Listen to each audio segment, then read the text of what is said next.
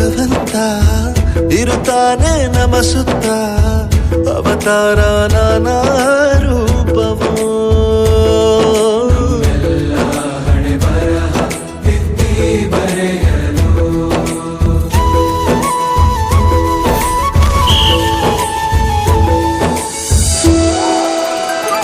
ಬಾಳಲ್ಲಿ ಲೆಕ್ಕ ಎಷ್ಟು ಮುಖ್ಯ ಎಂಬುದ ಬೆರಳಲ್ಲೇ ತೋರಿ ಕಲಿಸಿದ ಗುರುಗಳೇ.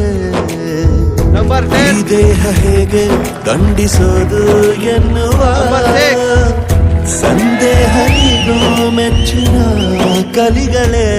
ಕನ್ನಡ ಕಂಡರೆ ಕಣ್ಣಿಗೆ ಒತ್ತಿಕೋ, ಅಕ್ಷರ ಅಂದರೆ ಅನ್ನಕ್ಕಿಂತ ದೊಡ್ಡದೆಂದ ಗುರುವೇ.